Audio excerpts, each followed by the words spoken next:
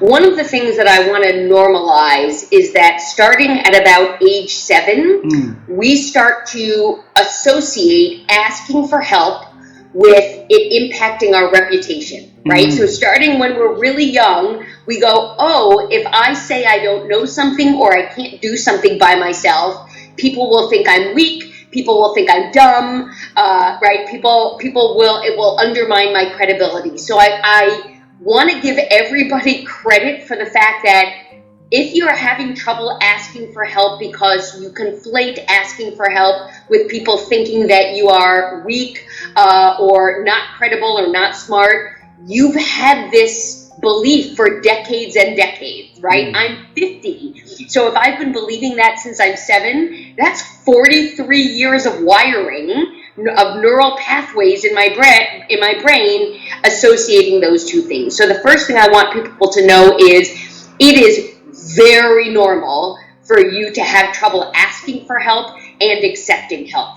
And so one of the things that we recommend is, in addition to recognizing that, we've got this wiring in our brains, is to recognize that a big part of it is also our mindset, right? The beliefs that we have about asking for help and accepting help, which could be anything from, I want to preserve my reputation, to other people are busy, I don't want to bother them, to nobody will do it the way I will do it, so I should just do it myself. Do you recognize any of those mindsets? Yep. Yeah, right? So those are really common. That being said, when you start to think about, one of the exercises that we ask people to do is to think about 5 people who you could call right now to help you, and they would say yes before they even ask, what do you need help with? Do you have 5 people that would help you no matter what it was? Yep. Yeah. And so when you think about those 5 people who would help you even before asking, what do you need help with? And you think about what they would think or say if they found out you needed help and you didn't ask them, they would be thinking, why didn't you ask me? I am here for you. You've helped me so many times. This is my opportunity to give it back to you. You shouldn't have to do this alone. Why suffer and struggle when you don't have to? So we ask people to adopt the mindset of their helpers. And when you adopt that mindset, you realize that people are wanting and waiting to help you. The people that you would ask for help hopefully will not judge you negatively for asking, but in fact will consider it flattering. Whenever anybody asks me for help, I am flattered that they ask me. That doesn't mean that I always can or should say yes, but I've never been insulted that somebody thought I could be helpful to them. And so it takes a little bit of trying on some new mindsets to help rechannel those neural pathways to get brave. It's really brave to ask for help. It's really going against our culture of what we've come to believe makes somebody successful. And it is entirely necessary for us to get better at anything.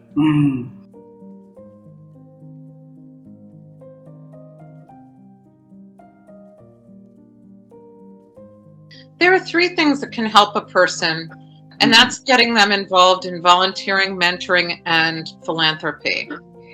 So those don't have to be with people that are just around you. Those can be with complete strangers. So by getting a person involved in any of those 3 things, and volunteering and mentoring are free. So those are free things that people can do.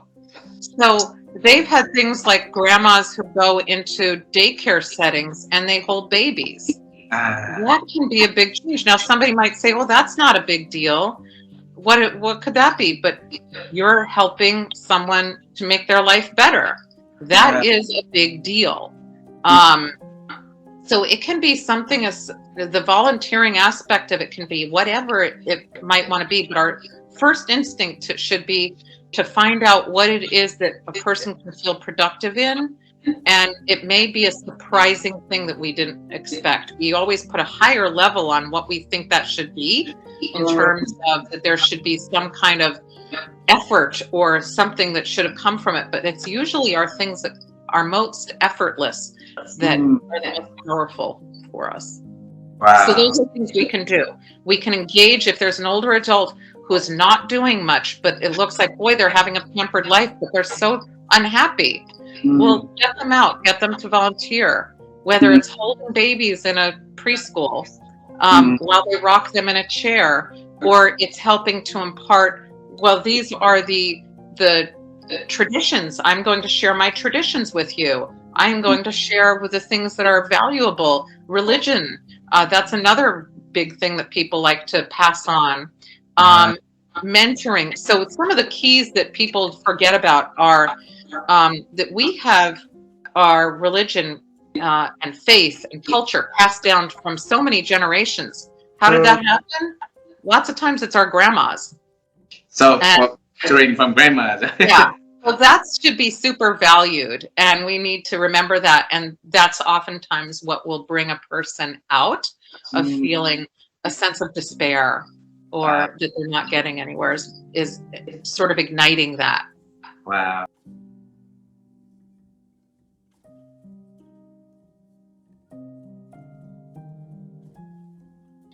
How have I been helping myself to extend my ability to think? Expand. And let me try to understand the question. Yes. That is the right I mean, question. because I think all the time. That's all. So that's I'm an overthinker, I guess. I'm a deep thinker. I'm a deep thinker, and that is something that I've learned about myself.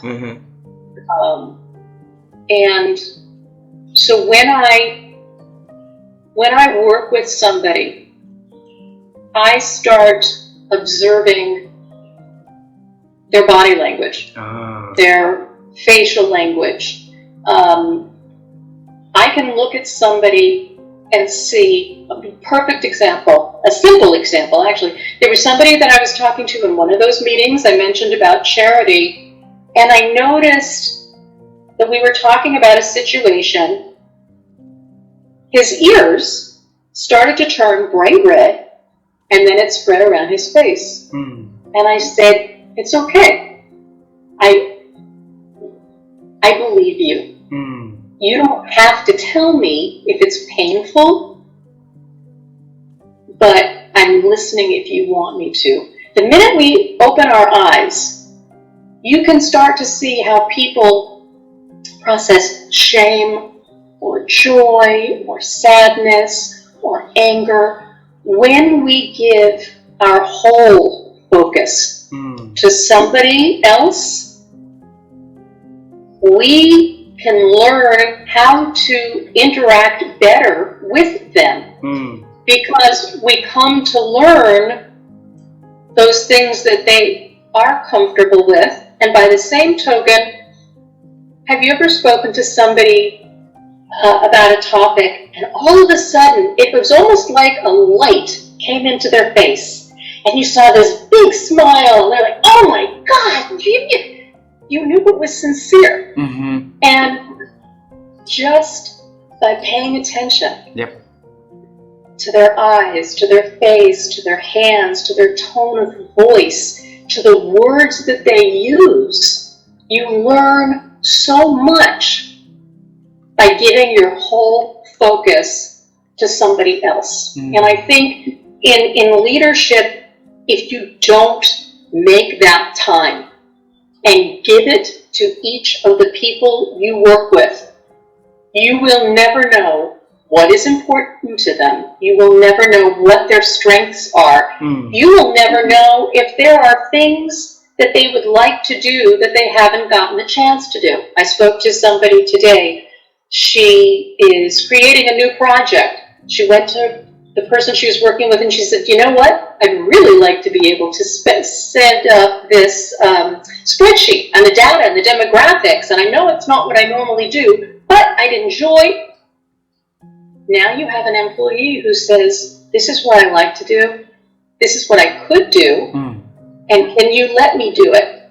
How many people have somebody come to them at work and say, could I please do this? Could I please learn this? Could I please put in extra time for free so I can learn how to do that? Everybody's looking for that, right? We all want that.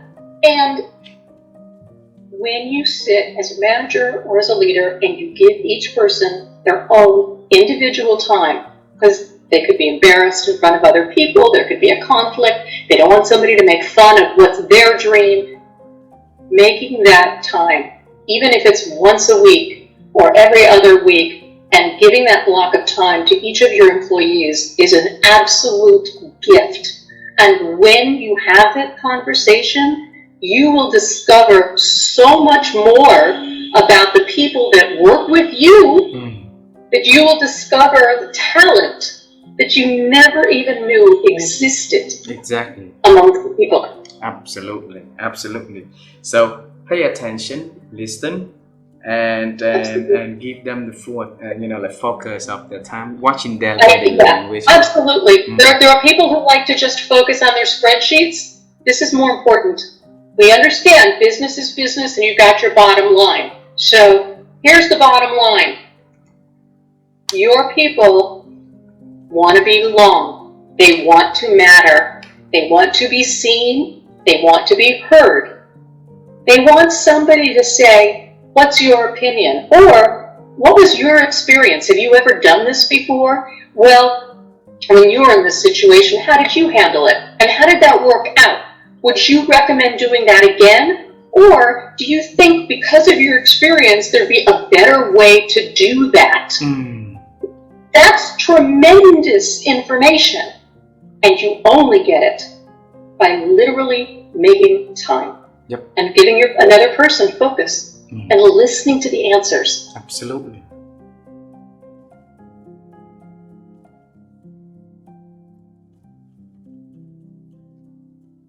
Well, I will say that I'm a lifelong learner, and I really mean that, because I read everything I can get my hands on that relates to or is interest or can help me be more effective at what I do.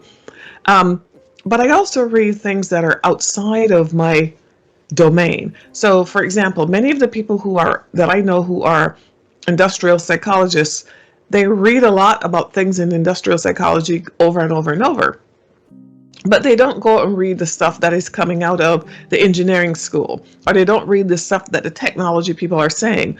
I try to interact with people who are outside of my narrow focus, because I want different ideas, new ideas. And I think, so there's the reading, I read, but I also interact with people who are thinking different things. And so they will say something and it will make me go, I wonder what that I wonder how. So it is really important to broaden your perspective. And right now, more than ever with technology, we can do that, because there's so many free courses, there are things you can read. It doesn't require a lot of money. But thinking, the thing about this is, in our culture in the United States, there's a lot of focus on action. And so people always say, okay, well, what are you going to do now? What are you going to do now? And I resist that idea, because sometimes you need space to think about something and just let it be processed. Not because you're looking to do something with it, but because you have a sense that these ideas will kind of grow and connect to one another unconsciously. And then one day you have this thing that comes out of your brain and you go, aha, I'm going to do that. But you didn't force yourself. You weren't saying, I'm trying to find an action. You were letting your brain and your body interact with the world and with the information long enough that other new ideas could emerge. Your unique way of looking at the world will influence what you do. And I think in our culture and in our time in the world where everything is so fast, we've got to slow down a little bit in order for that to happen. Beautiful, beautiful.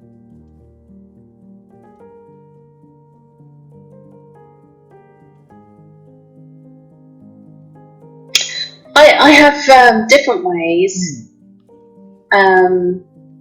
So I always have a coach myself and a supervisor.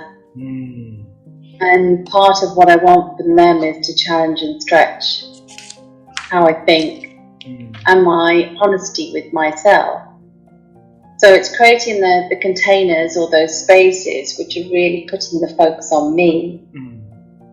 And frankly, I can't believe the arrogance of many coaches who go out there selling coaching who don't have a supervisor or a coach. Come on, guys, walk the talk. Really live this. The second thing is that I like walking my dog. And when I walk my dog and I'm out in nature, so much comes up for me. I process so many things, the situations at work, clients, big picture ideas, and I have a little notebook with me, and I just take a few notes. When I come back, I often gather up some more notes. If I'm not walking the dog, if my husband's walking the dog, then I have a little process of 20 minutes of journaling.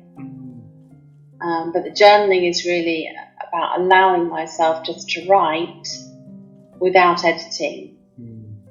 I'm not writing it for anyone else to read. I'm just hearing myself through the writing. So it's a reflexive process. And then I do various forms of study to challenge my thinking. So the organisation I run, called the Team Coaching Studio, we train people in team coaching. We have a community of over 1,000 coaches globally, and we have so many amazing learning experiences. So we have webinars. This week we had a fascinating, incredible man called Nick Askew. He would be wonderful for your interviews. Yeah, please introduce him to us. Yeah, he makes films, and he was talking with us about the interview, and he interviews people, but in a much more being present to each other kind of way, and that was very powerful. We do supervision. We have a team coaching cafe where we get around, just in a room and think together. It's all virtual. And then we have something called the arena. So, this is taken from Brené Brown's idea about the courage to get into the arena. Team coaching takes a huge amount of courage. So the arena is a relatively safe place where, I say relatively safe because anyone practicing with peers tends to have some nerves, to feel nervous. But a safe place, nonetheless, where coaches can come and practice the art. A bit like going to life drawing classes, but it's the equivalent with team coaching. So we simulate a team, we simulate a team situation, and coaches get in and practice together, and then we reflect on that practice together. So we have various ways of continuing to think. And then having wonderful conversations like this really helps to stimulate learning and thinking and to look at something from a different angle.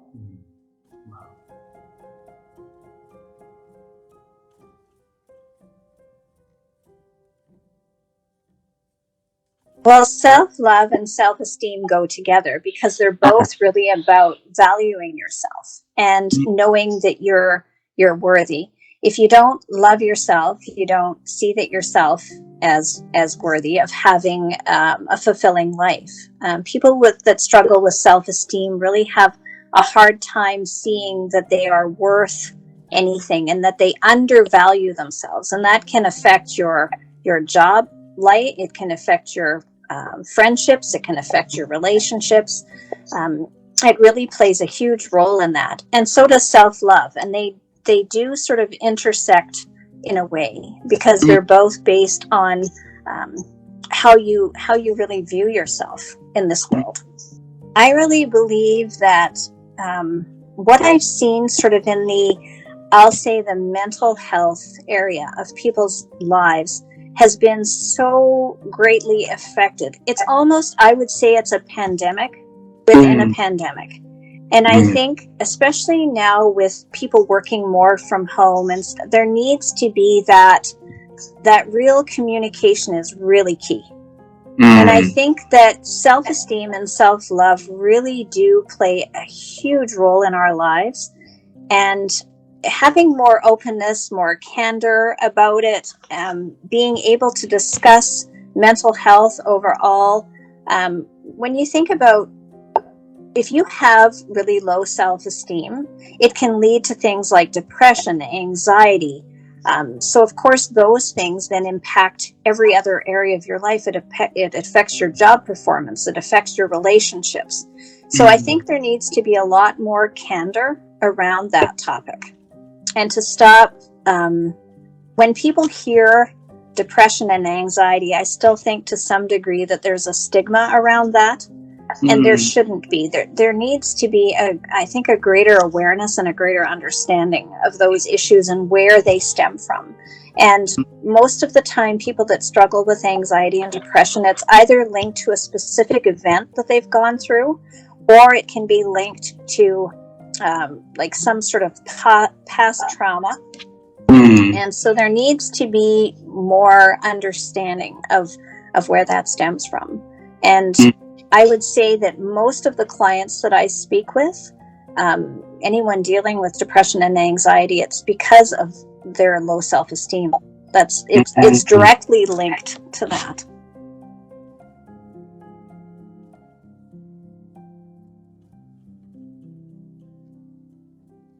I always look at the pandemic.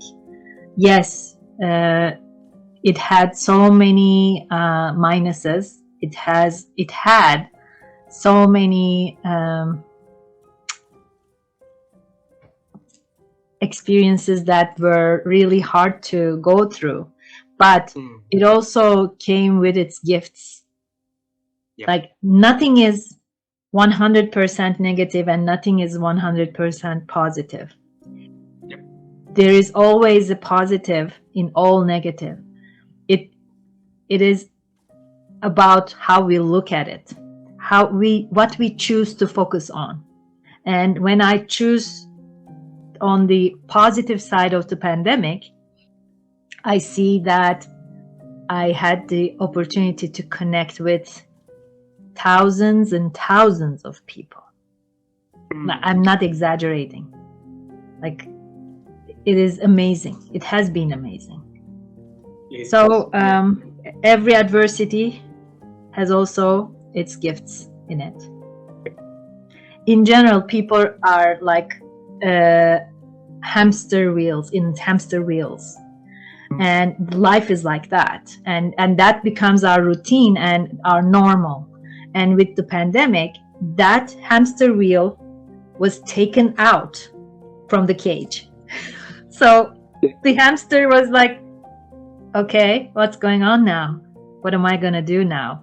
And then it created the opportunity for everyone to turn around and look within, look themselves. What is life for me? What is my life purpose? Where am I going? What's next in life? What do I want? So it has been a huge opportunity to open our eyes. That life is more than that hamster wheel.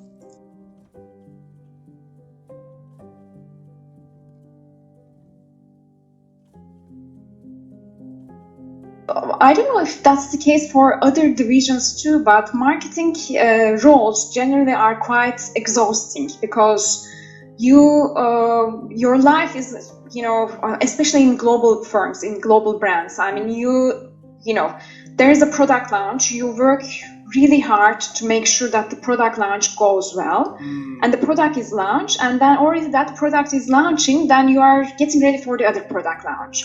So it's like a whole cycle of getting ready, planning, executing, and preparing a pitch to the global team, executing, and it's like you can really get exhausted and wasted. But the thing is that, going back to my childhood a bit, at the age of 20, I lost my dad. And I lost my dad like within a year because of cancer. And it was like one day he was one day he was there, the other day he was not there. So I started my career and my early childhood with a big loss in my heart. And that struck me with the reality that, okay, life is short. I mean, like, it can end anytime.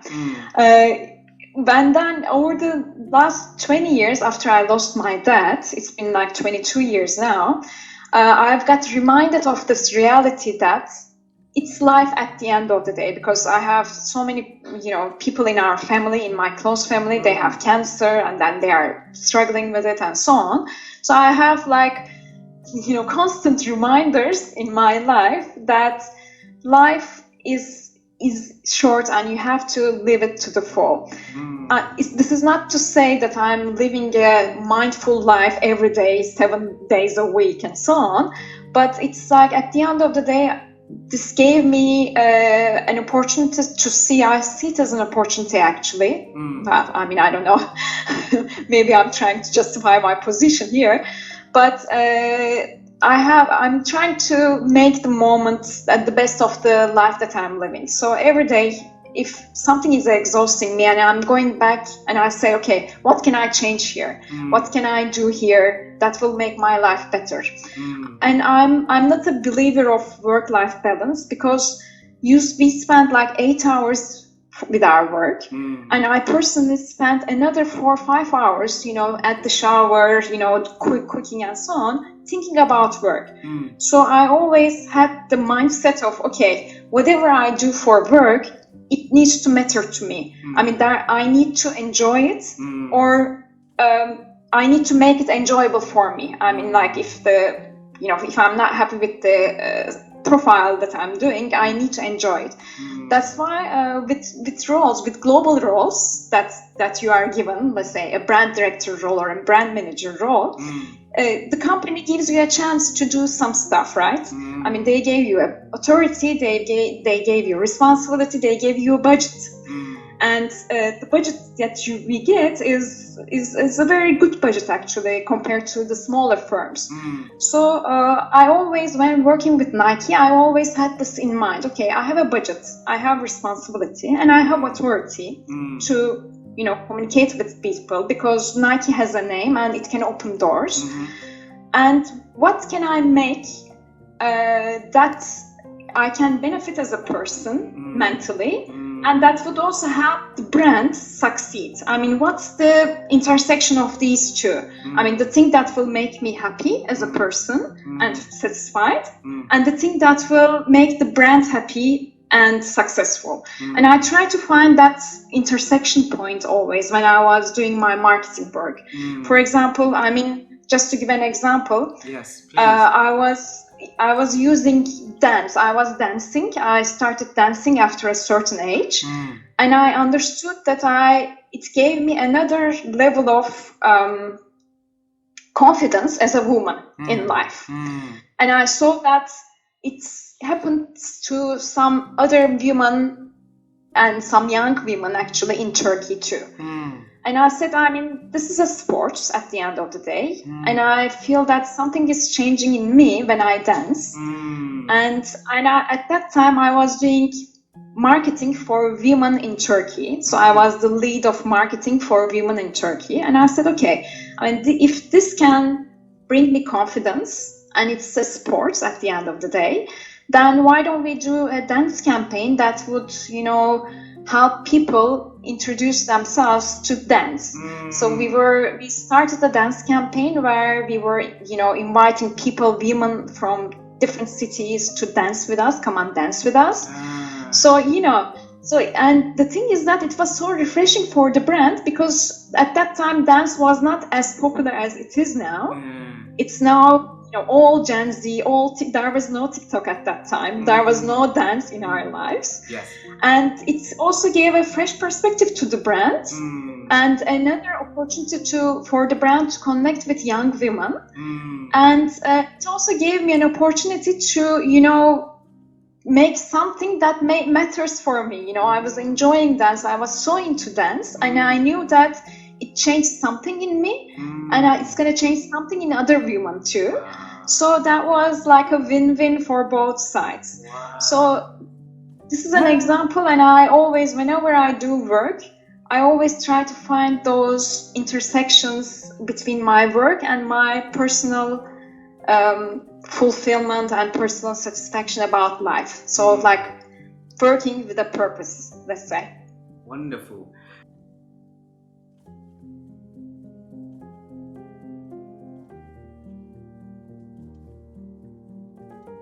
That's a really good question, and I'll tell you the funny part of the story. There's two funny parts of the story. One is I was working for a corporation, a subsidiary of a corporation, doing leadership development and marketing, and they were divesting, I would actually say, and closing some of their subsidiaries.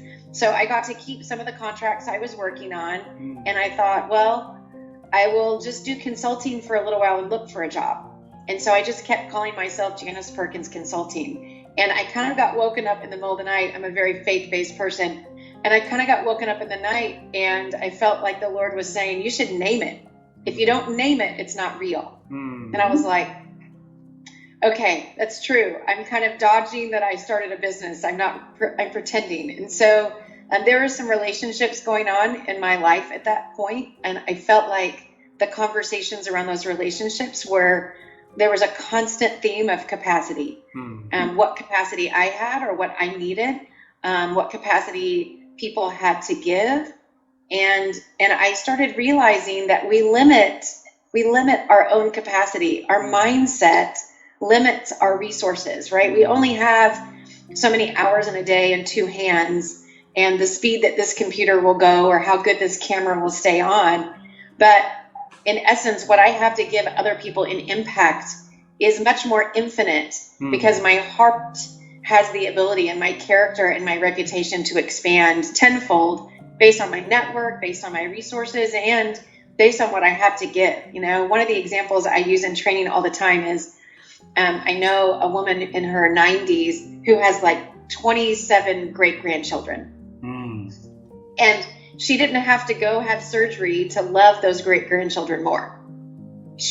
Her heart just automatically loved, right? And I think sometimes we take for granted how much hope and love can impact our world, that we can always have more to give. We don't have to have training for that. Our heart can do the work.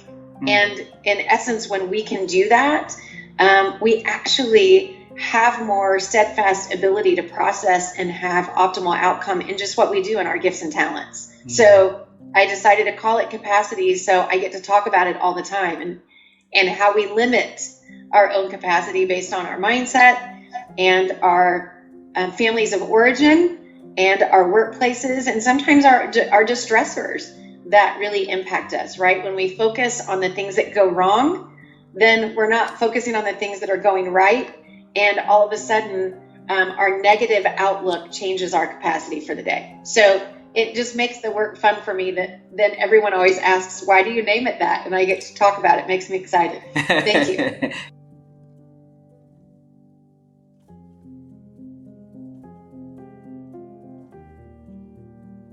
Well, that's the power pause, really, because without pausing, we will just think the same thoughts over and over and over and over. We will just basically run the same tape in the background. And so the way the mind works is the mind keeps asking questions. And then the question that we ask ourselves is very often why not questions. We ask ourselves, why is this not working? Why is that not working? Why are you not doing this? Why am I not doing this? Why is it not? Why not? So we ask ourselves why not questions. And so, because I've always been really curious about how we think better, right? And that's what the book is about, right? Too. It's like, how do we actually use our mind better? And partly because for my mother, right? She was always thinking. Her thinking was always so-called in the pothole. She was always thinking about what wasn't working. And that is when we're under stress, cortisol increases, it floods our mind, and we always think about what's not working. We think based on what we're scared of. We want to know if we're safe, right? Mm-hmm. Do I belong comes later, when we can start calming down. We start cultivating that human connection. We start wanting to belong. And then we can start thinking even better, because now dopamine kicks in. We can start becoming constructive and creative, because we're starting to let go and not be constantly engaged. That's again why we need the power pause. If we're constantly engaged, we don't actually allow that space for dopamine to release and for us to get new ideas. So all of those things are part of how the mind thinks. And so power pausing is really crucial and essential for us to not get stuck in the same loop over and over and over. And so when you talk to friends, for example, who keeps telling you the same story over and over, who keep telling you what they're concerned about, our mind just does that. That's what the mind does. It just keeps repeating the same freaking story over and over, day by day by day. And I think research says that we have the same thoughts. 90% of our thoughts are the same every day as they were the day before. So you can see how we need to pause to actually let new thoughts come in, right? So, so mindfulness training, really understanding how the mind works. My studies of hypnotherapy, also really understanding what happens the way we ask questions, because the mind will answer the question you ask it. So if you're asking why something is not working, your mind will only think about why it's not working. But if you say, okay, I acknowledge this is not working, let it be, and then ask, what do I need so I can make it work? Now you're telling your mind what to focus on, and your mind will do that for you. And so now you're thinking about how to solve a problem. Now you're thinking better. Now you're thinking with curiosity. You're thinking with, what do I need so I can do that? So if you're asking a question, make sure you actually want to find that answer. And that's one of the reasons why I said earlier, it's important that we look for the questions rather than looking for the answers first. And that is how we think better, by looking for the questions first. But let them be questions that actually become stepping stones towards the problem you want to solve. Rather than questions that are all focused in the pothole of what you're trying to avoid.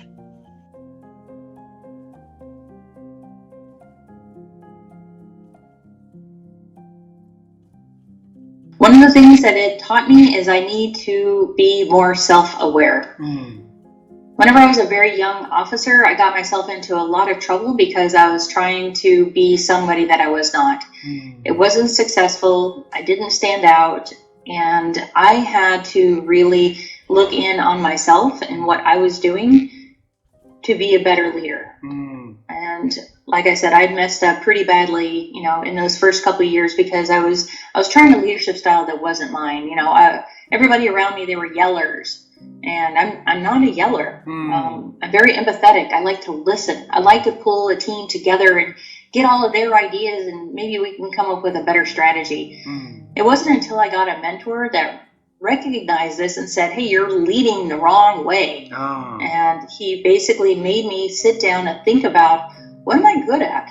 I'm good at listening. I'm good at trying to get everybody on the same page and pull their ideas. And that's when things really started to click. But it wasn't until that time when I started to become more self-aware that didn't really happen.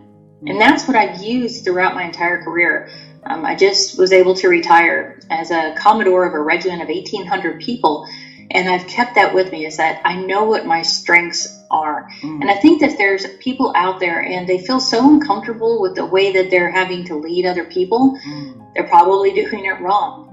Really take a step back for a minute and understand who you are and what your strengths are. And then you can apply those going forward. But if you're trying to be somebody that you're not, you know what? Everybody's going to see right through you. You're probably going to lose the trust of the people around you. So take that step back and really self-analyze who you are and what those strengths will be.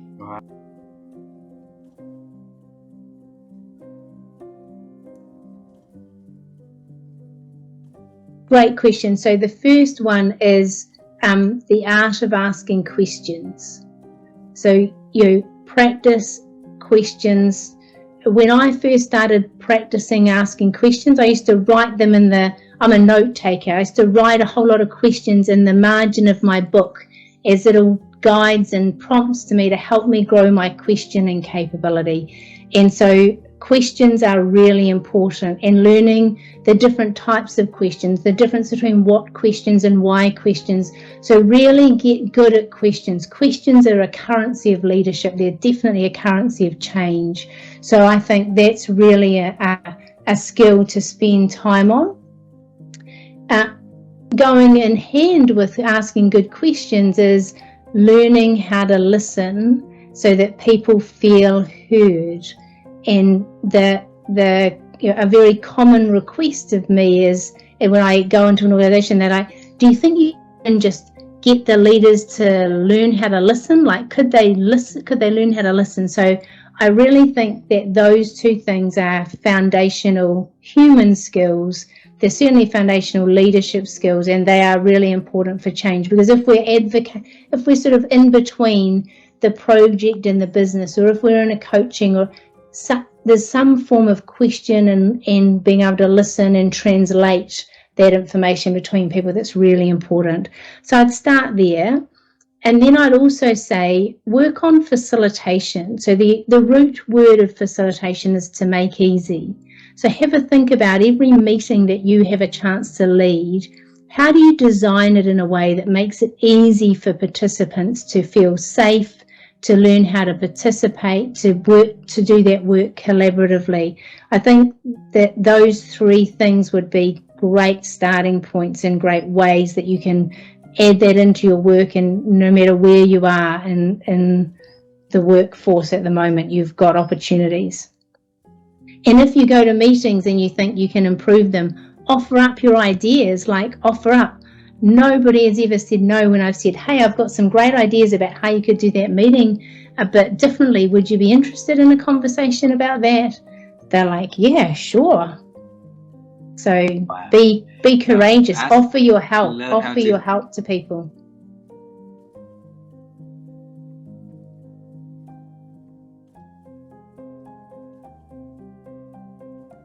I didn't choose it, actually. It was, I got into the financial sector by chance. So I wanted to be a diplomat. So I was the first person in my family to go to university, which was a great honor and also a great responsibility. And I thought it would be a wonderful way to honor my parents, as well as to feed my sense of my need for adventure, to become a diplomat. And in Belgium, you can try attempt the exams 3 times in your lifetime. And at the time, it was a set of 10 exams. And it was only a pass or a fail. It wasn't you didn't have a percentage. You either passed the exam or you failed. And if you failed an exam, you were out for that year. So that was your first of 3 options or opportunities that was missed. And I failed the exam number 4. And so I was really disappointed. I came home to my father and just explained that I had failed. And he said, so what are you going to do next? And I said, I'll try again next year. And he looked at me and said, no. What are you going to do now? Next year is next year, but what are you going to do now? Obviously, my father's idea was, you want to get a job? I knew that was the right answer. And unfortunately, it was, again, another economic crisis. So there weren't that many jobs going in Belgium. And again, this was before the internet. So you had, I remember looking at the newspapers for job adverts. And my father said, that is not how you get a job, right? You just have to be more proactive, not reactive. And I thought, what does that mean? And I remember thinking, what does that mean? And then we had a conversation where he asked me what I was interested in. And I said, well, I like speaking English. Obviously, my mother tongue is French, but I wanted to work in English. And I wanted a job where I would have the opportunity to travel. And then to give me the telephone books, with the business telephone book. And he said, well, go through that and try to identify from the ads, try to identify the companies that speak in English and where the headquarters are abroad, where you could travel. And so I started just going through that book, and I came across, thankfully, letter E, Euroclear. And the way it presented itself, even in a telephone directory, I thought was quite interesting. So I started doing a little bit of research on that. And I really like that company before joining. So basically, I wrote a letter with my, proactively with my CV saying, I've got just education, a lot of enthusiasm, zero experience. Will you hire me? And again, my father said, if you send it, the answer will be no. You have got to find someone to give it to. And I thought, how do you find someone to give it to? I don't know anybody there. So I did some research again. I found someone in human resources, and I phoned them, and thankfully they were the hiring people. And I phoned them, and they politely said, well, we don't have a job for you now, but send us your CV, and then we'll contact you. And then I remember what my father said. He said, if you've got no experience, if you send them the CV, they'll say no. So basically what I did was I took my bicycle, I printed my CV, I took my bicycle, and I went to the place, to that company, and I asked for that lady that I spoke to on the phone. And I wanted to give her my CV. And basically I had to wait half an hour because she was busy. And then she came and she was quite frustrated, going, who are you? What, I'm not expecting you. And I said, well, we spoke on the phone before. And you said I was very enthusiastic and that's the sort of people you were looking for. So I thought I would just hand you over my CV. And actually my father was absolutely right. She looked at me and she said, so where do you come from? And I said, well, I'm living about 15 kilometers away. And she said, and how did you get here? Because it was not there. I said, I cycled. And she said, so you really want to work here? I said, absolutely. And I got an interview the next week. So my father was absolutely right in telling me, explaining to me in a very cryptic fashion that you had to make yourself memorable. Now, as I said, I didn't choose financial services. I just chose that company. And thankfully, his guidance helped me be noticed for the right reasons. And I got a job, I think it was in the operations team. And I had no idea what it was about. All I knew was that I needed a job and I got a job, and that's it.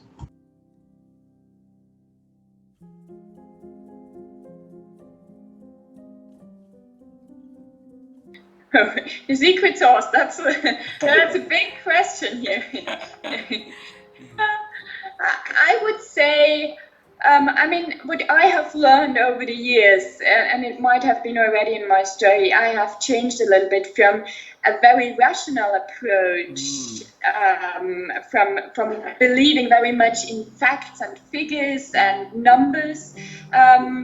I have moved over the years towards an approach that is much more comfortable with, I would say, uncertainty and serendipity and coincidence, and accept that some things might just happen.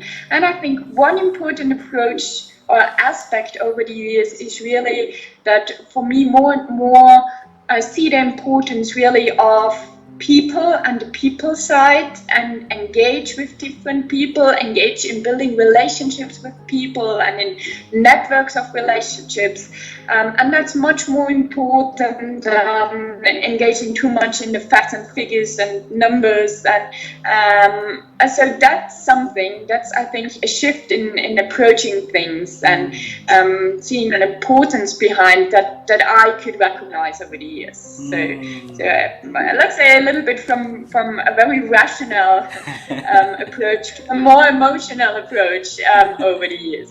I wouldn't say that this has been a very, let's say, an approach that I intended to do purposefully. I think it happened. It happened over the years because of my work, because of engaging a lot with different people, because of facing more and more situations, maybe not as extreme as with the Hurricane Katrina, but situations where you just realize there are many situations out there. And I think strategic management is such an area. There is not necessarily a right or wrong. It is not based only on facts and figures, because ultimately, even if we talk about strategy, those that are enacting strategy, through their actions, through their behavior, those are the people.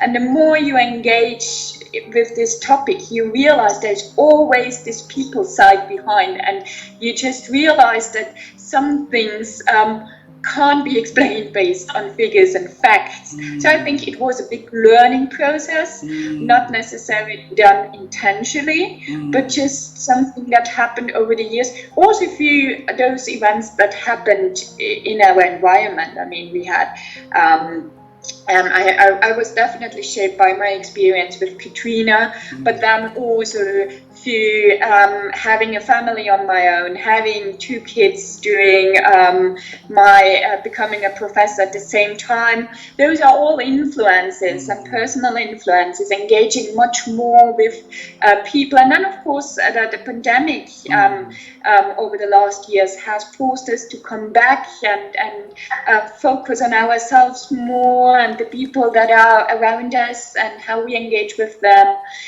So I think it has been a learning based on many influence factors. Wow, thanks for sharing.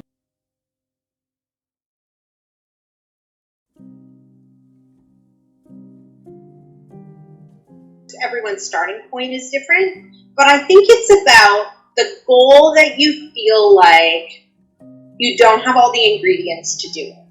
So maybe you don't have the money that you need, you don't have the expertise that you need, you don't have the connections that you need, you don't have the infrastructure that you need. Like there's something, a missing ingredient. And so therefore you feel a little bit like you have no business wanting it. It's a little bit like you guys telling me what you wanted to be when you grew up as kids, you know. But as kids, somehow we don't frighten. You want to be an astronaut. I'm not afraid of that. We don't get frightened by those dreams, right? The other thing I think that where it relates to that on some level is you're not an astronaut today. So it's not a goal. A big, gorgeous goal to me is not a destination. It is a journey to something big, magnificent, something magnificent that we need to fulfill who we are. And so, you know, that journey is also about you're going somewhere really big. It might be here where you think it is, but it might be over here. And so over time, you need the small pieces, the small bite-sized pieces or goals that help you get there. And you need to, like, you know, you're walking up the mountain, you can't look at the top all the time because it looks really far away, right? So you look up and it still looks really far away, but you can look behind you and see where you've come from.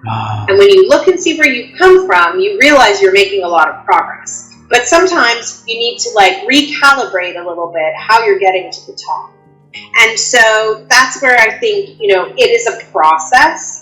And depending on, you know, the kind of goal you set, it can take weeks, months, or years to get there. Yeah.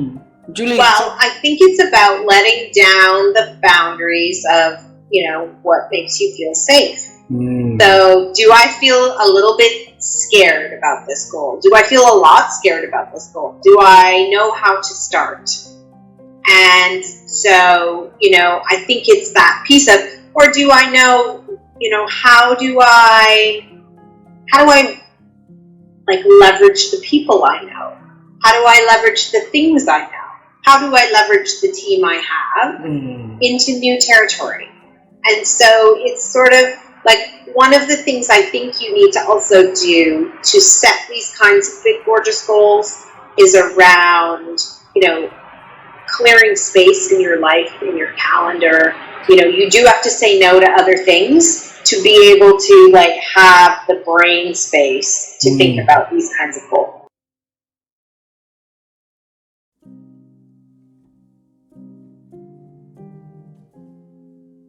Yeah, that's such a great question. And I think you should write a book on that subject. Just collect all of that, because you're right. Our capacity to think is diminishing. You know, our ability to focus and attend to things for any length of time. I mean, we just are so now programmed to multitask and jump from thing to thing.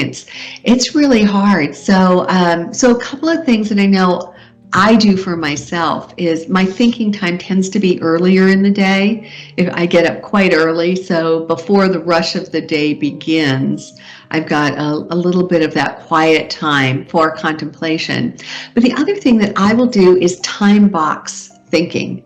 So if I know I need to figure something out, I will put it on the calendar and set a timer for 30 minutes. And I won't allow myself, and you know, when you know there's an end point, when you know the buzzer will go off and you can move on to something else, there's something about that creates more of an appetite for focusing, at least for myself.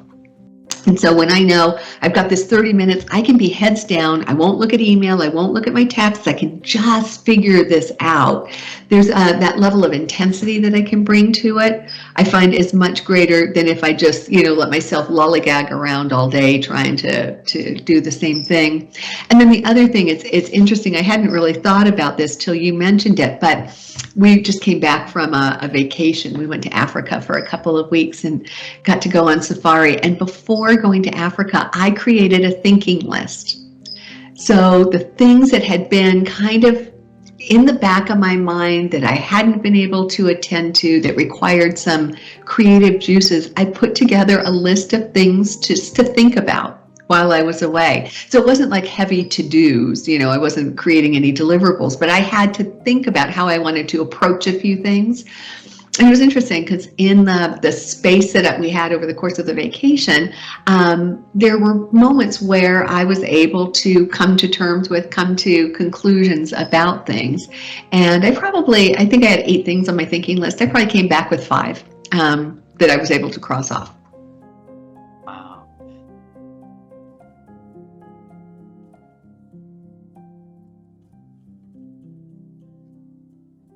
And what I didn't mention before was that I did a lot of personal work, and I think that has helped me. I mean, I don't think I would be here at the moment doing what I do if I hadn't done that work before. So I was in a very long relationship with my high school sweetheart, and I just don't think I knew myself, and the relationship defined me a lot. And I was like, who is Kajsa and what do I want to do? So I needed to do that for myself, to just be on my own. And this is when I was 25 and started kind of just exploring myself, not just who I am, but who I want to be.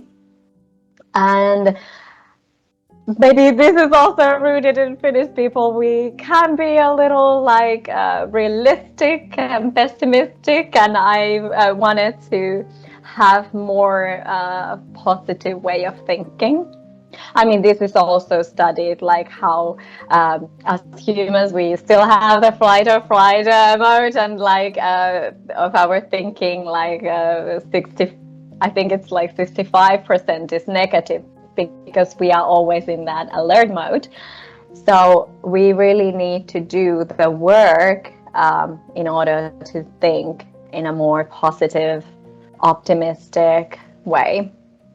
So I was doing the work that who I am as a person, and also working on my mindset. And once I did that, the world really opened for me. So I was telling myself that it's good to be realistic, feet on the ground, and not imagining and dreaming too high, and not having just head on the clouds, but do something what is reasonable and safe. And I think we are kind of maybe thought that way, at least we were back then. And it's very easy to just follow this path, you study, you get a great job, you get married and have kids, and work until you retire. And it's very easy to go on this path without really maybe thinking what it is that I really want. a lot of my clients, for example, they have just followed that what is available for them, and they've received job offers that they just go without maybe thinking more that is it aligned with their values and priorities. And so but to say that this inner work really changed me a lot, and I think that was the foundation that then allowed me to kind of explore the curiosity and have that courage, because I knew myself more. So over the years, and especially when I was doing that, my career planning and what I want to do next, I also developed a vision, like what it is that I want to see in the world. And I think that's a very good question for anyone who wants to explore, like, for example, meaning and what is like my purpose and calling is like, okay, how do I want to see the world in the future, and what is my role, what is my contribution to that? So I really wanted to help people, because I feel that it's so sad that most people, I don't know what are the latest statistics, but let's say at least 85% of people are not engaged and excited in their work, which is very sad to me, because we work so much. Why not enjoy that? And that's why I did a lot of career coaching. But it's like I mentioned before, it's not only that we put all the effort into our career, but how do we harmonize with the other interests that we have, our personal growth, our social relationships, and love and family and friends, and love of learning, or like other hobbies, and just the environment we live in. So there's so many aspects, and I believe the happiness comes from that we really like put attention to all our priorities and interests. And it's I guess it's so easy to get caught into like, okay, what is my professional purpose as well, and pursue that.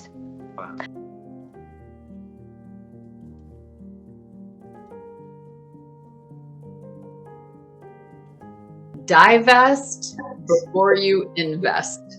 Divest before you invest. Yes. Success is as much about what you take away as what you add. So if I need to immerse myself in doing deep work or deep thinking or creating something original, whether that's a blog post or a book chapter or a presentation for a customer, I need to divest of some of the noise and other commitments to make room for that, right? This means fewer meetings, not more meetings. This means fewer commitments, not more commitments. So first is, what are you going to divest of from your calendar and commitments to make room for this deep thinking to happen? The second is read voraciously. I mean, whatever topic you're trying to think deeply about, read blogs, read books, ask people who are experts in that field, expose yourself to a variety of ideas so that you could potentially be the person who takes all of those inputs or data points and then sees them or brings us a new concept from them. Wow. And then another aspect of deep thinking is testing your thought process with other people who don't think like you. So with each one of my books, there have been people who I don't know who they are, who read it before it comes out and provide feedback about how to improve it, or what resonated or what didn't. That helps shape my thought process about how to tell a story or how to offer a tool to help someone get their own results. Wow.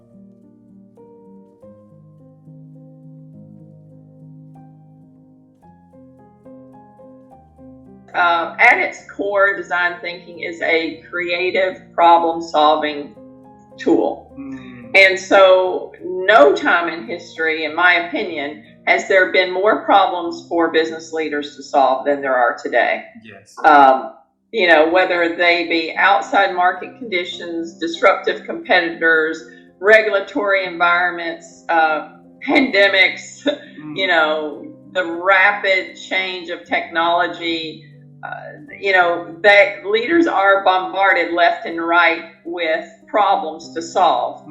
And so much to the degree that it's very easy for them to lose sight of what their vision is for their organization. And so whenever an organization begins to lose sight of the vision that they have for their organization or their team, depending on the leader, and they begin to focus on all the problems, those problems overwhelm them, they overcome them, and I think that's very much the headspace of a lot of leaders today. Is they're overwhelmed, they're stressed, they're, you know, a number of different qualifying descriptions that you know, they're so busy putting out today's fire that, you know, they have to postpone thinking about their vision. And for me, design thinking is a combination of those two. We bring them back together because, you know, I never considered myself a philosopher, but I believe it was Seneca said, the obstacle is the way, and that is the truth. Though all those problems are the way to the vision, but design thinking is a way to bring those two, and how do we work with them? How do we have the vision, but then work over the obstacles so that they just dissolve upon themselves, which is what I think design thinking does brilliantly. So to me, it's innovation from the inside out. You know, a lot of companies today, they have, if they can afford it, they will have an innovation team, and they'll be all about the customers and their needs and creating innovation. And that is one way to do it. And there are many organizations that are very successful at doing it. The way I see innovation is more as an ecosystem, and that's creating innovation from the inside out. And a number of companies are starting to do this more and more today. Ford being one of them, Apple, obviously. You know, design-led companies outperform the S&P by 228%. And so to me, innovation from the inside out, or creating an innovation ecosystem, is really about maximizing the talents of the individuals within the organization, giving them the opportunity to thrive and to bring their own creativity and experience to the problems and the vision that the company has, and then removing all the obstacles and hindrances that keep them from reaching their full potential. And when you do that, you know, I believe it was Kennedy that was quoted of saying, a rising tide lifts all boats. And so when you rise the tide of the employees within the organization, there's nothing that stops the tide from rising for the organization itself.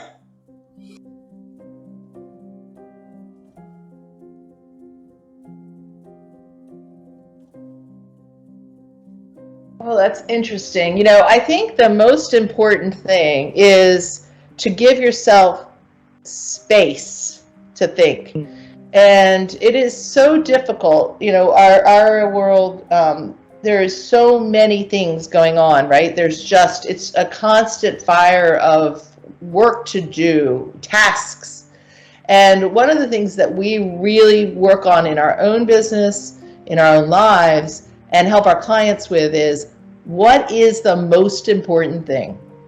You know, because you're not going to accomplish everything equally well. And so if you can structure your thinking on what is the most important thing, or for our clients, what are the 3 most important things they can do strategically as a business, and then to think critically about those 3 things, and to be willing to say, yeah, and we're not going to do this, and we're not going to do that, and we're going to stop doing this, and we're going to take a moment and really think about how do we do this well.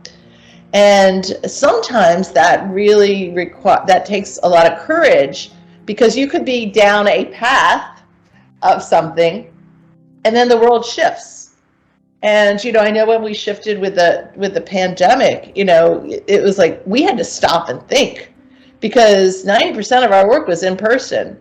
And I watched our calendars we are launching a book, and all the conferences that I was supposed to sell books at 500 and 1,000 at a time all got wiped off of our, so you can either be like, oh no, we just failed. Or you could say, all right, let's think about this. What has become the most important thing? And I'm like, well, what's become the most important thing is not creating a best-selling book, because I'm not going to sell it at the volume. But what's the most important thing is using these Courageous Cultures tools to help transform organizations of a time of critical need. And so we didn't sell as many books as I had hoped, although it's doing pretty good. But we have done is sold, really big culture change initiatives, which is a lot more fun than selling books, So I think that's the thing is, do you really know what matters most? And that would be my biggest advice for anybody in terms of teaching critical thinking. And my second thing is, it's very interesting as people come to us and say, my team doesn't think critically. We hear that all the time. I don't know. They just don't have it. They don't have that competency. Most of the time, when I dig underneath that, it's that they don't have enough strategic information to think critically. Be really making sure people understand your business. If you want them to think, make sure they get it, and how you make money, and why your values matter, and what your brand is for your customers. Because if you say, I find that even with our own team, sometimes they'll want to do something, and I'm like, no, but that's my fault. If they think that's a good idea, then that's my fault, because they don't fully understand really where we're headed, and so I have to own that to help them think more critically.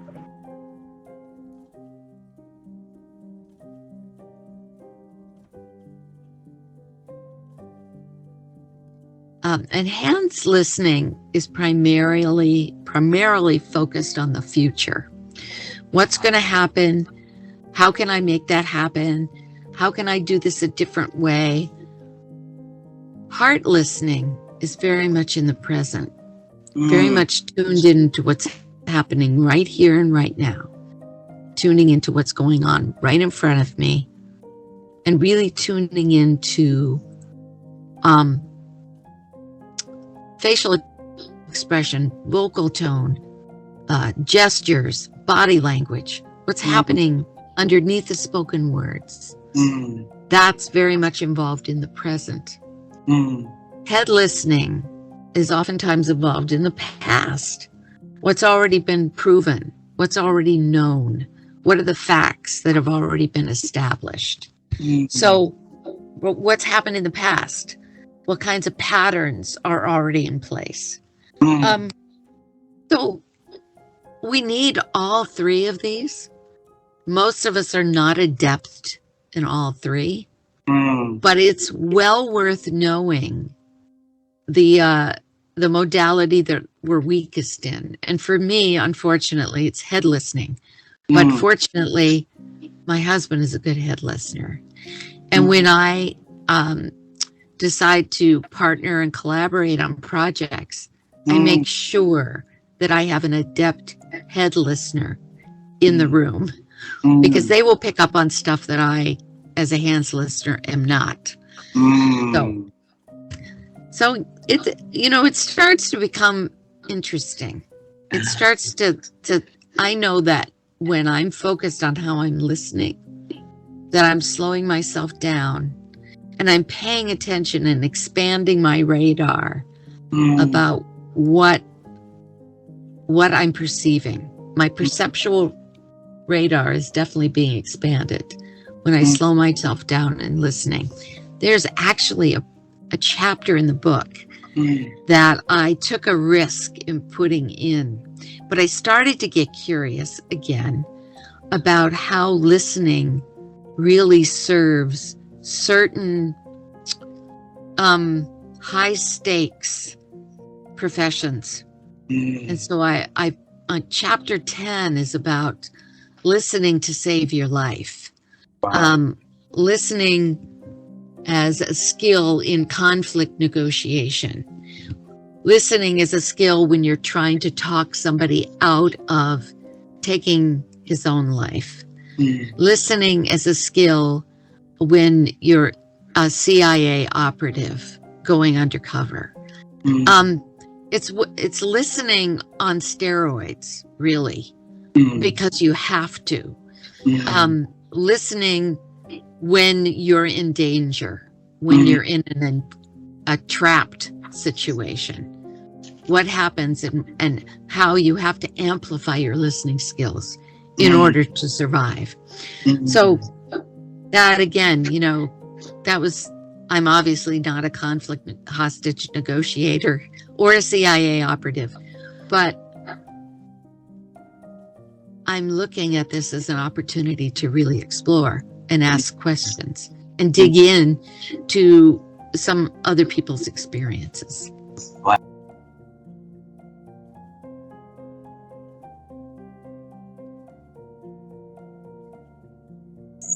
I could say I'm tenacious. Some may say I'm stubborn. I have learned throughout my life that when you have a specific goal, you need to be flexible around it. So things may change. And if I stay in that space of what does that goal actually give me or give others, then I feel I can achieve the goal. So in my past, I've dealt, like many others, I've dealt with, you know, struggles, low points in my life. Personally, I've had a couple of serious illnesses, and I've learned a lot through those experiences about what's important to me, what I want to hold on to, and what I need to let go of. So it's not necessarily the position or the title. That's not what's important to me. What's important to me is the environment and how I show up. And so I think those skills that has taught me, and also I have to credit the people along the journey that came along the journey with me. My parents have always been very supportive, and my father always said to me, you know, life's not easy. If you know that, then you can get the most out of it, and it's true. And my mother always taught me that there will be high points and low points, and to really experience everything, because joy, which is one of my main values, something I pursue in life, professionally, personally, you can't experience joy if you haven't experienced hardship. You can't appreciate joy if you haven't experienced other moments. So really getting a lot out of those other moments. And that has helped me not be single focused, but adapt and flex as long as I'm sticking true to that larger goal.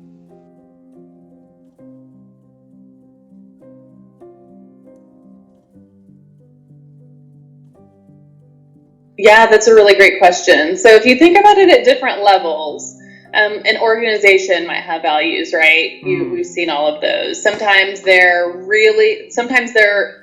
named, but they're not lived within the organization. Sometimes it is really, truly a part of the culture. And what I find is that when we identify our individual values, there is a mapping or something that we need to do to see, you know, where do my values align to the organization's? And I think that's a really important point of reflection.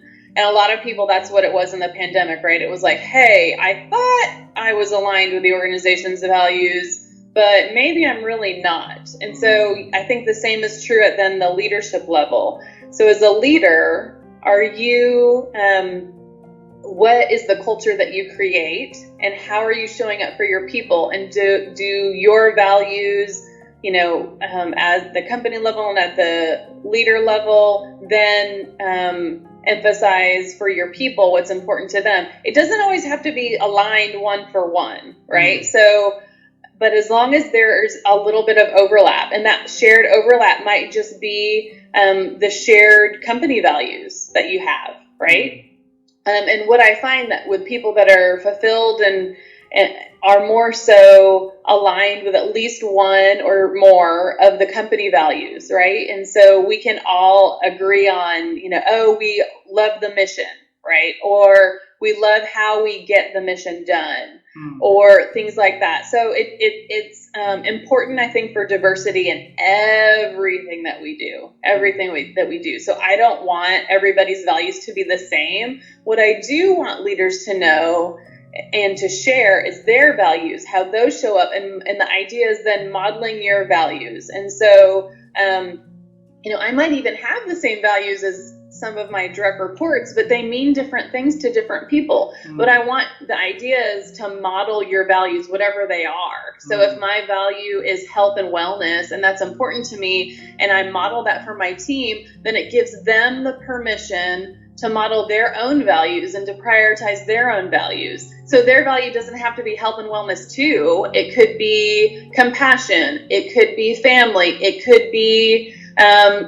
making an impact in the community, or adventure, or creativity. But the idea here is that I'm modeling my own values, which then in turn lets others do the same. And hopefully, if we start to chip away at some of this, you have to be perfect all the time. You have to, be 100% on all the time. We're all humans. The pandemic has brought us into our living rooms, our workspaces. We've seen our dogs and our families and our kids run around. And so that I think is one of the benefits of pandemic. But this idea of showing up as yourself, hopefully we can start to bring more authenticity into our organizations, into our leadership. When we're not sure about something, when if we can start modeling some of these behaviors, then it gives permission for your teams to do it too. So I'm not really interested in people having the same values. I want people to show up within their values so that they can then build these cultures of inclusion so that other people can show up in theirs as well.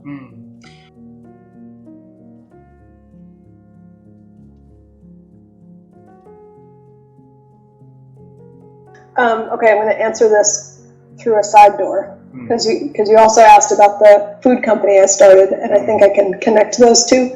So in 2011, so for all my life, I've never lost, like when I was a kid with my dad, we had big gardens, we had cows and pigs and chickens, and the purpose for all of that was to feed our family. And he just had a passion for as much self-sufficiency as we could create while still being out in the world and working and having jobs and things. And so I never lost that connection to growing my own food and preparing food and living, now it's got a name like Whole Foods, plant-based diet. And I don't eat much animal products at all anymore, but at the time when I was younger I did. But Whole Foods was just the way people ate. They grew stuff in their garden, they had animals for meat, and that's how they ate. There wasn't all the processed foods and things when my dad was growing up. And so I had always, even if wherever I lived, even if I just had a container with some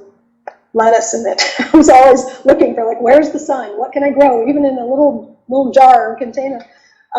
So when Robert and I got married and we had our own place, I started growing a garden again and getting back into growing my own food and cooking from that during the summer months. That's why spring, I just love spring, and the garden gets started in the spring, so that's part of why it's one of my favorite seasons, And all that to say, so I was very aware of my own desire to eat well and to nourish my body well, and research was just coming out about, this was like around 2010 to 2011, so much research had started to come out about epigenetics. So, we might have, like, my family has tons of heart disease all over the place in it.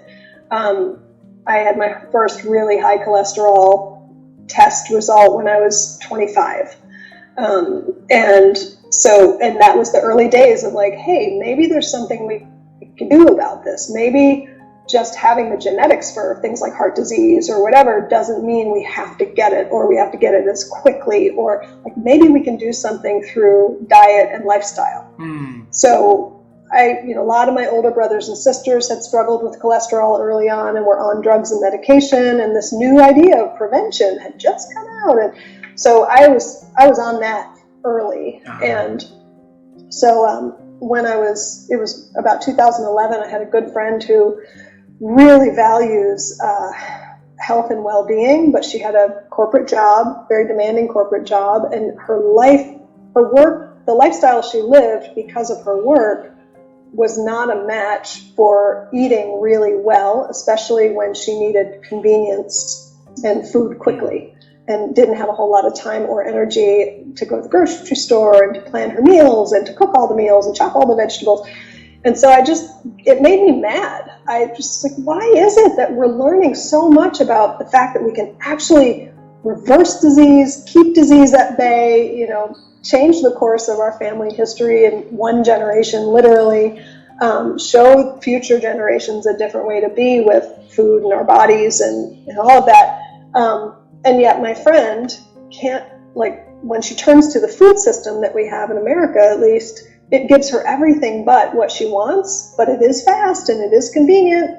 So it just made me angry. And I thought, somebody needs to do something about this. This is ridiculous.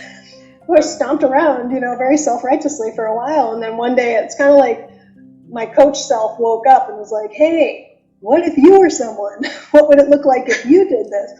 And, I had cholesterol and heart disease issues to think about. I had been diagnosed with arthritis a year or two before that. So there were things in my own body, and I was learning how to eat well for myself. And I thought, well, if I created something, here's what it would look like. Again, way before the days of DoorDash and Grubhub and all the delivery services. There was one prepared food delivery service in Charlotte at the time, and it was very much like the way my dad ate growing up: meat, potatoes, starches, heavy, lots of butter, lots of dairy. And at the time I was pretty much almost totally plant-based.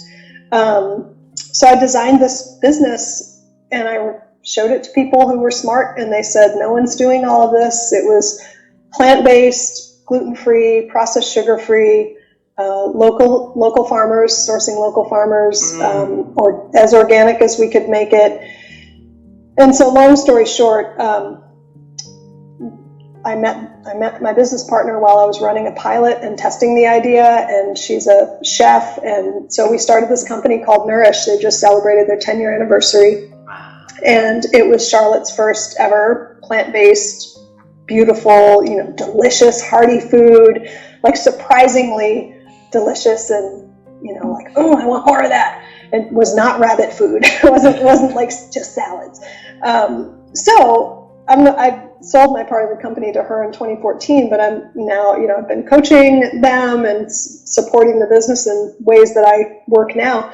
All this goes back to the shared humanity piece of, I think that when I put myself in a position of causing something to happen that had people in our community connecting more with where they spent their money was on a local business that supported local farmers, that brought cleaner food to their doorstep, that allowed them to feed their family in a way that they knew supported the whole community. We got our packaging from local vendors, partnered with other businesses to help give them some visibility. It just brought the whole system closer, and we loved, part of my job was getting the food to the people, getting people to the food, the marketing, the community building, and that was a big message. One of our messages was convenience doesn't have to mean compromise, and that, really, we didn't use this language, but I love this saying, all ships rise with the tide. We can have a conscious consumer experience that we know supports everything around us. I mean, life in this earth, and we are all a part of a living system that is so much more vast than we can even fathom.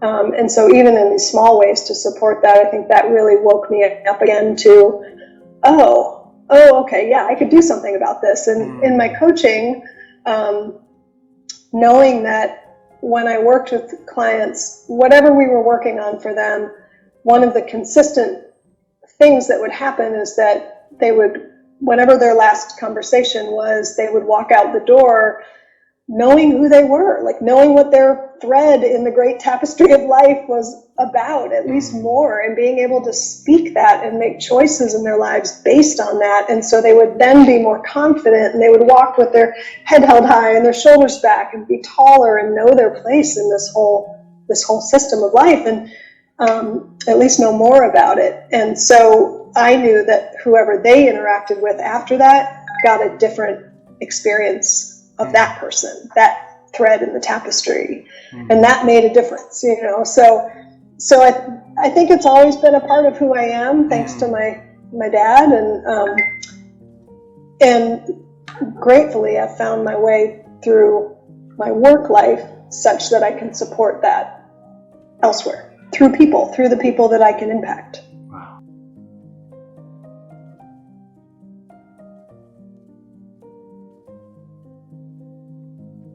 I think often it's because, first of all, the people who rise to those very senior levels are type A people, very performance driven. Somebody in a session I did last week in Austin referred to them as coin operated, as if it's just like, tell me what you're going to pay me for and I'll do that. And unfortunately, our measurement systems, for the most part, are very differentiated between different people. So like, look, I'm not paid for that, so I'm not going to worry about it. So what they are paid for, they're very controlling about, and they may overstep and they may force, and that's not pretty. And things that they aren't paid for, they pay way too little attention to, and they aren't helpful with. So I think we have a lot of coin operated leaders. And you know, it's just kooky to think that people would be anything different and even if it's not money, even if they're just very performance oriented and ambitious and they want to perform well, companies have told them that performing well means your piece performing well. So they do anything they can to make sure their piece performs well. And, you know, who cares what happens to everybody else? So it's a failure of planning and measurement and rewards from the very top down. And I would say, you know, I get pretty frustrated. Even I've been writing this month on LinkedIn about strategy and the lack of strategy. And somebody just said, well, in a publicly traded company where every month and every quarter you're rewarded and hounded and look under a microscope at your results, how could we expect anybody to be strategic? So I think not even just within the company are we measuring and rewarding the wrong behaviors, but as an economy, we're measuring and rewarding the wrong behaviors. So it's not something that one poor leader can solve on their own, because it's a whole system that's really measuring things for the benefit of the very short term. And even in our society, you know, the kind of companies that we're rewarding are companies that are, you know, maybe good in the short term, but doing long run damage and harm to our environment, our communities, our society. So we've kind of got it all messed up.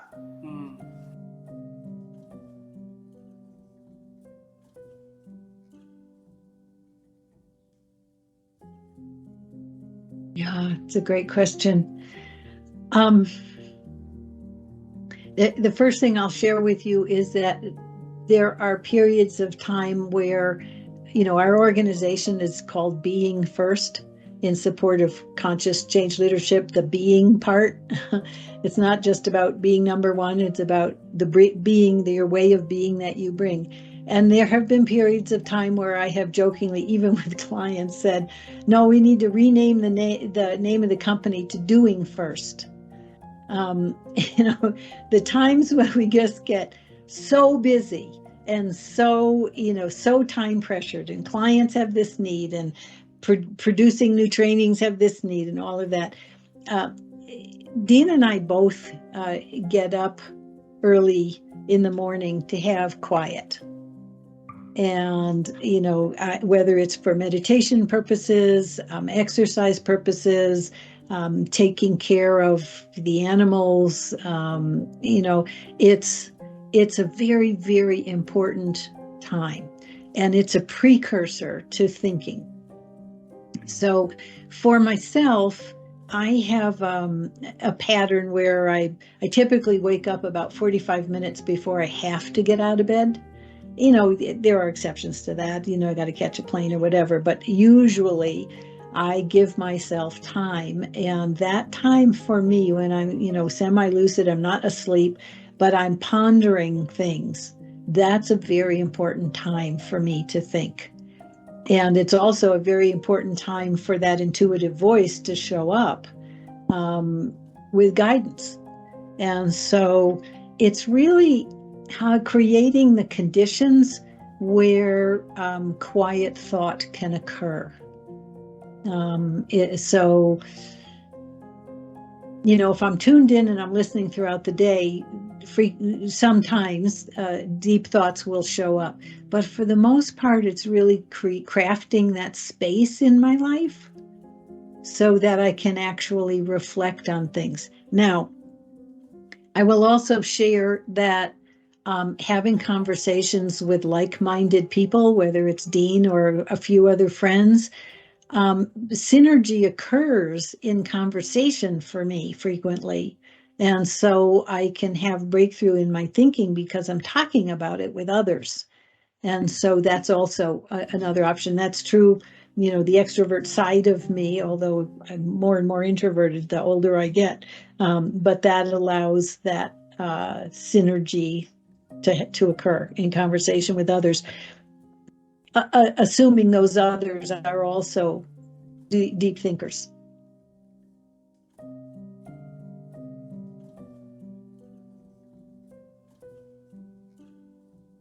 How can we be more mindful before we respond? We pause. We pause. So we don't have to respond to the email straight away first thing in the morning. Think about it. And I don't think we pause enough. We're scrolling our phones. It's next. We don't sit with ourselves. We don't reflect. We don't, you know, I was talking yesterday about our kids being bored. They're not bored. They're given a device to scroll. They're constantly getting this stimulation, and we do the same. And so pausing, reflecting, tease it out with somebody, talk about it. I heard somebody say, you know, I didn't want to talk about it. I wanted to, you know, I was using the same brain to try and fix the problem, the brain that caused the problem, you know? So why not share it with somebody and get that support, get a second brain, get a second heart to support you. And that can be professional, but that could also be, you know, a really good peer, somebody, you know, so tease it out, pause. So how do we stop ourselves from acting impulsively out of our unconscious emotions or our blind spots, as you said?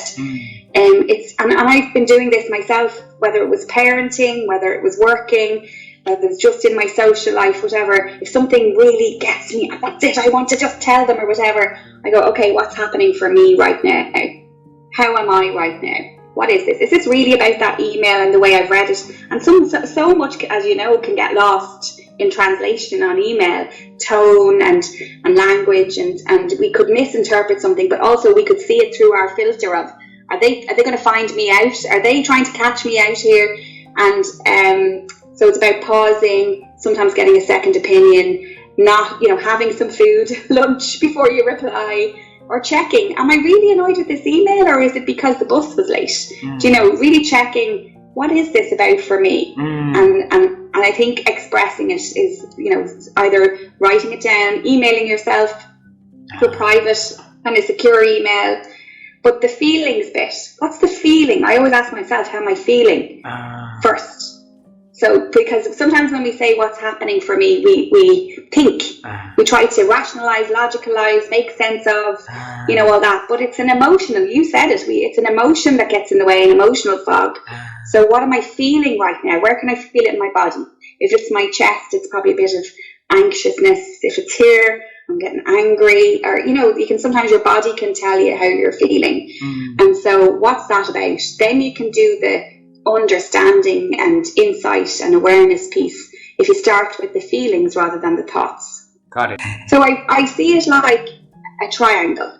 You've got your behaviors, your thoughts, and then your feelings are underneath. There's other versions of graphics online, but that's the way I see it. And your feelings are always there for good reason. Your thoughts might be askew. Your thoughts might be doolally. They could gone off on a tangent. If you feel anxious, your thoughts will spiral and you'll be worried about 2025 before you know it. So you can reel those thoughts in. And I see it like there's two arrows. There's an arrow going from your thoughts to influence your feelings, and from your feelings to influencing your thoughts. And we can work on our thoughts. We can challenge our thoughts. We can see if they're true. We can reel them in. But our feelings are always valid. If we think, if we feel, let me start again. If we think that we're not good enough, or if we're told we're not good enough. So say if we grow up where we're constantly criticised and we feel not good enough. We feel not good enough because of good reason, because we've been told we're not good enough all our lives by our parent or whatever. So that feeling is justified, but it's not fact and it's not permanent. But we'd be justified in thinking then, oh, I'm not going to go for that job because I don't feel good enough. So that bit, I'm not going to go for that job, that can be challenged. But the feeling, I suppose what I do is I do the opposite to what a lot of people try to change their feelings, whereas I try to listen and embrace the feelings, change the thoughts and change the behaviors, but honor the feelings. Honor the feelings.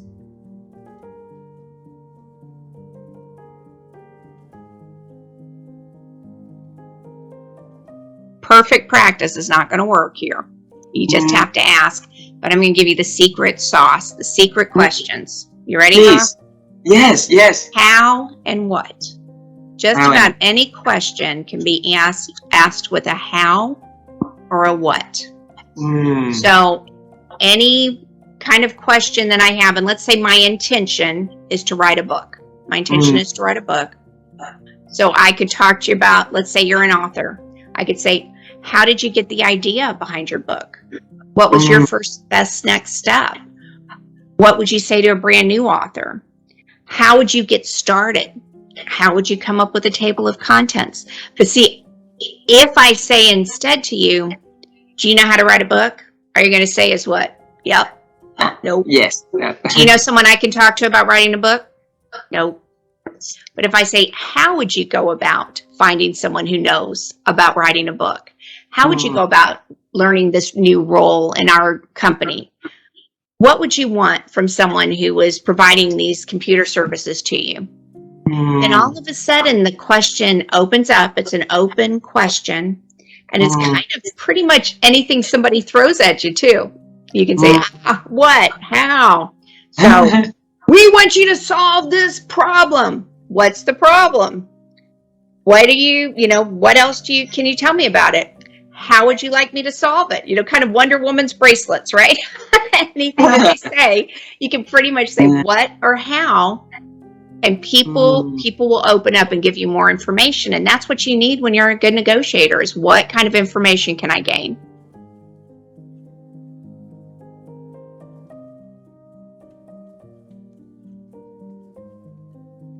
I think one of the things is allowing yourself time to think.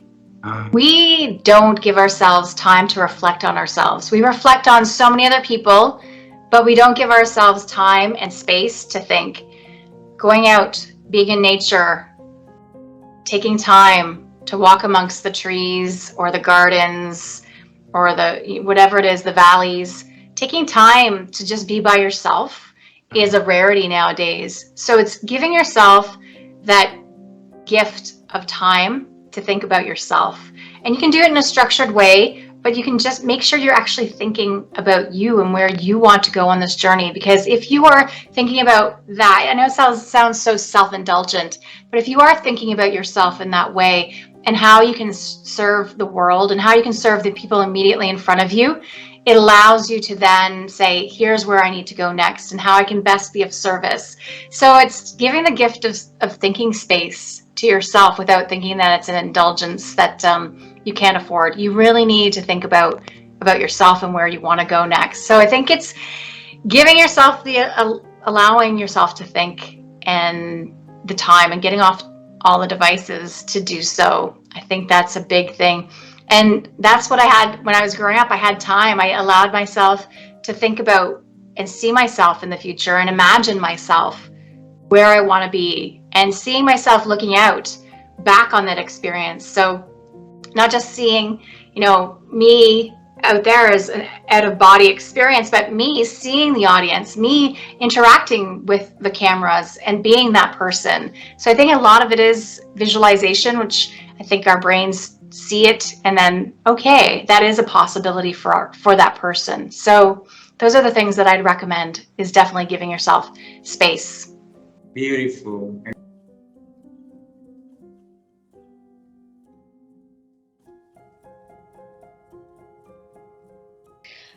One of the most important things I believe we can do is to communicate, and to communicate, to listen, and to understand.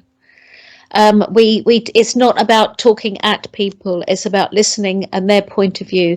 Because one of the things I always talk about is perception. Perception is unique. It's a unique to only us. Therefore, it's unique, and it's our personal reality. So, for instance, you're both looking at me on this screen now, and you will be thinking about me differently. And you'll be thinking about me differently because that will be based, your perception of me will be based upon your experiences so far. And your experiences are unique to only each of you. So what you see and hear will be different. But neither of you are wrong. You're both right. So our perception is our only reality. And I think that is, once we understand that everybody is going to listen, hear us differently, see us differently, we start to understand perhaps that there is no one way. And we start to think more. We start to think about that person with a bit more compassion, and the next person and the next person and the next person. So we are thinking about what they might be thinking, and they are right to them. So I think to understand how I actually evolve in the way I think, it is by being very aware of how different people's perceptions are, and to communicate to the point where I ask enough questions to understand better rather than assume too much. So but because communication is the basis of everything. So by thinking like that, we're learning all the time, and that is what the way I would answer that question.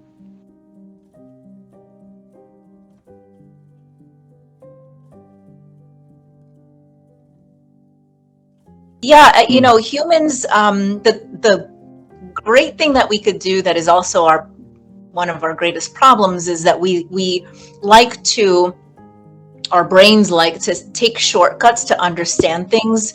We live in like a highly complex, environment, and in order to make, good understanding of how to navigate any situation, we take these shortcuts where we categorize. Right? This is good, this is bad. That's scary, don't do that, this is safe.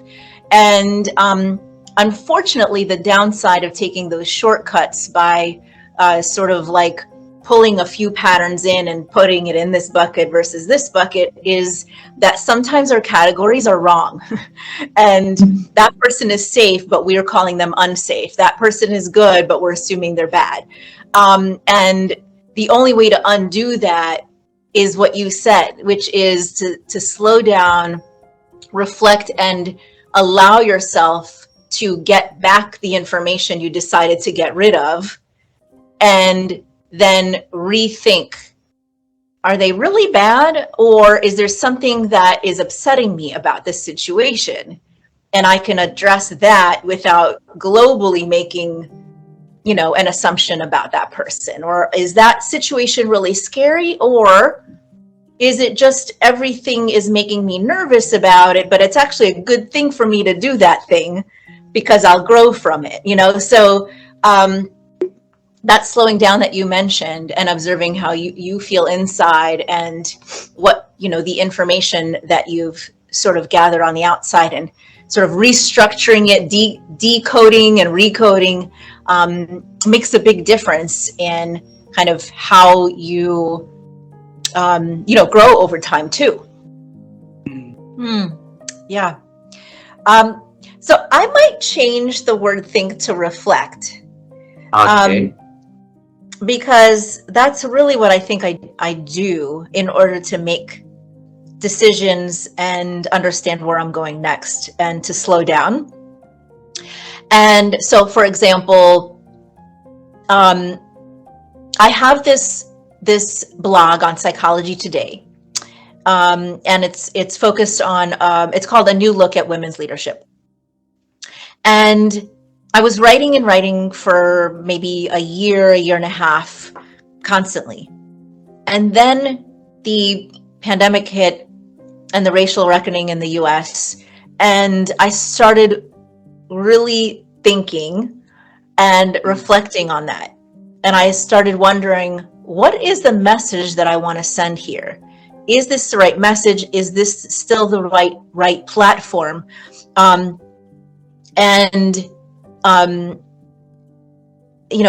really started questioning myself a lot. I started thinking, what is a woman? What is women's leadership? Leadership is leadership. Why am I making it about gender? All of these questions I had to sit with for quite a while, and I spun and I read a lot, and I asked a lot of people's thoughts, and I just stopped writing. I went into kind of a writing cocoon, because I did not want to continue without having more clarity about where I wanted to take this and whether this was the right path. So I emerged a couple of times with a couple of pieces, but the entire process probably took 2 years for me to get to more clarity. And I wrote more mostly to get feedback and to see what resonated for people and what it was that people were concerned about versus not, and what it was that I reacted to. So sometimes the thinking and reflecting process takes a really, really long time. Other times it takes less time, but I think building in time in your schedule to sort of reflect on your own and then to reflect with other people makes an enormous difference on making sure that you don't feel like you're reacting to everything, but rather being a lot more proactive, intentional, and thoughtful.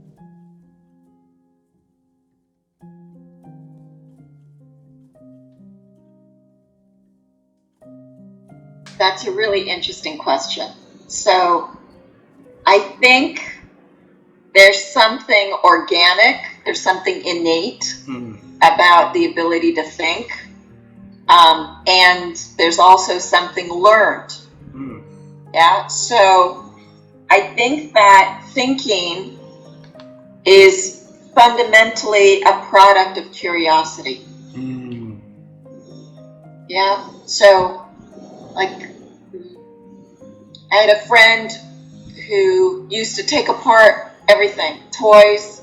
Like when he was a little kid, his parents would give him a toy and he would take it apart. Right? And the parents would be upset because he's ruining the toy, but what he was doing is he was taking apart the toy to see how it worked. And he ended up becoming an engineer. Right? So I think that there's something innate that drives us to think a certain way that's fueled by curiosity. So I think what helps me is this sense of curiosity. And, I'm not going to miss an opportunity to say data analytics, to say data, because that's where I come from. I'll share with you that we are now having an election in the United States. Yep. And there's a lot of tension between the Republicans and the Democrats. And the Republicans want you to think a certain way. They want you to be afraid. They want to fund the police. They want stronger laws against crime, right? We played this game like in the mid-'80s, and this concept on focusing on crimes and criminals did not help this country. It actually hurt this country. But that's the message. The message is crime, inflation, right? And civil liberties. Those are the three themes. And the Republicans are saying, tough on crime, tough, no bail, right? But if you look at the data, the communities where they had bail reform actually had better outcomes because we released people so that they could fix their lives, so that they could pay their debt to society, instead of being locked up in jail until your trial, where you just get more in debt, right? And your family, you can't go back to your job, your family suffer, and when families suffer, communities suffer. And so the Republicans want you to think that you should be tough on crime, but being tough on crime actually is deleterious. It hurts communities. And they're telling you a story without showing you the data. And if you actually look at the data, it's the other way. You should be less tough on bail. You should let people go back to work. I mean, I'm not saying if somebody, shoots somebody, right? Somebody kills somebody. I'm not talking about that kind of a violent crime. I'm talking about, civil crime, not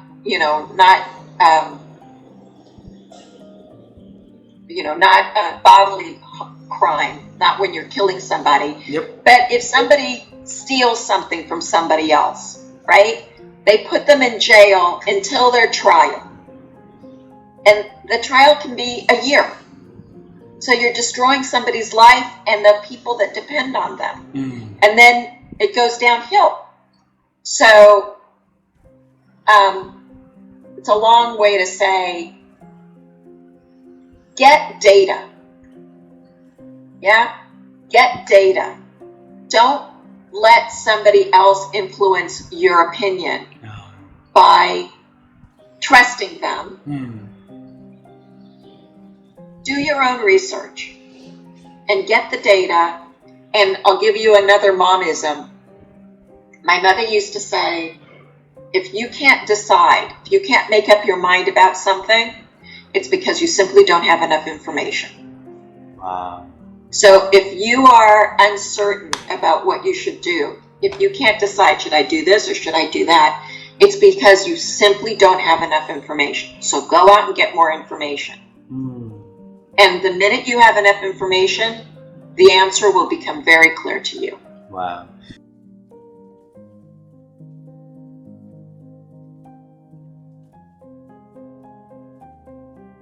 That's a great observation that you've done with that heart. I truly believe why we've got more people coming into this development space is because the world is in a different conscious state of awareness in the last 20 years. In evolution and the revolution and the industrial revolution, and the technology is coming.